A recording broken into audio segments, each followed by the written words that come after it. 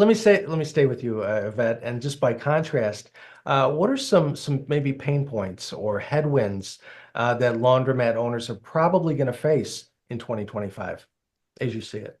Right. Well, I say the prices, increase in prices. The equipment prices are still up there. I don't see that changing. Right. Initially everybody was blaming COVID for everything, and COVID caused everything to go up apparently. And I guess we're still suffering under COVID because prices have not stopped going up, and they certainly haven't reversed and gone down. So Yeah. we just have to adjust to that, adjust to the increased price for new equipment, increase in pricing for parts, for labor, for utilities. Everything is going up, and what that Mhm. means also is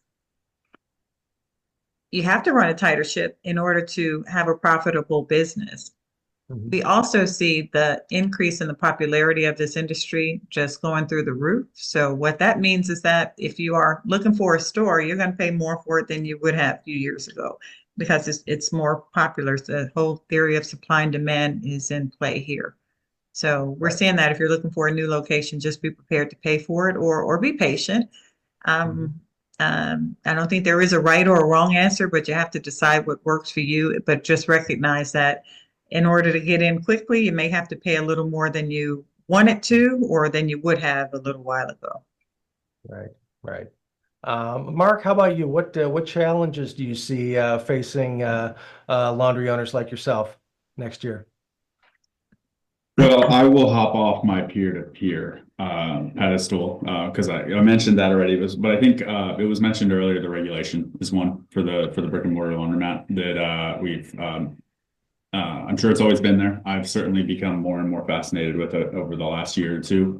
But it seems like with the microfibers and sales tax and other issues continuing to pop up, regulation plays an increasingly important role, and it's not something any one laundromat owner can control, but certainly is a threat to every single one laundromat owner. We'll be keeping our eyes on that. And I know the CLA is doing a ton of work, but it certainly does affect everybody. And I see that as a big threat along with some of the peer-to-peer stuff on the delivery side. Yeah, no, absolutely. And Brendan, how about yourself as far as next year? Pitfalls, challenges, headwinds. What are you seeing from your segment of the industry? Yeah, well, I think you've nailed it to a degree. That barrier to entry has gone up and up. When I first started in this industry, people would buy them typically maybe two times net, maybe three. Now you're seeing stores go for four times, five times EBITDA, become a very popular buzzword. Hey, what's the EBITDA? How is that Yeah. calculated looking at that? So my biggest advice is be patient.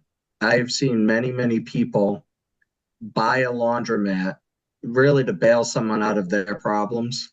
And you don't make money when you sell these. You make money when you buy them. It was some of the greatest advice I'd ever gotten when I was trying to just look at stores, and they say you make the money when you buy it. You got to buy them right. The other piece now is the cash needed to get into these. Typically it used to be maybe 5% cash equity, 10%. We're seeing them now 30, 35, 40% down on a store.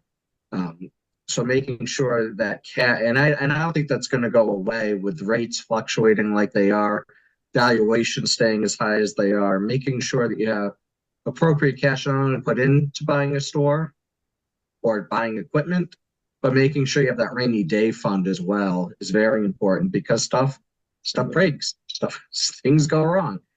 Um, so those are some of the headwinds that I don't see them dimming in 25. Mhm. Mhm. Two times net. That sounds awesome. When was Yeah, that? in 99, 2000, I'll never forget. There were these stores, and I covered the Metro Boston area in '04, and people just, hey, I just went down. I talked to this guy. He said it was two times the net, but he really puts this into his pocket.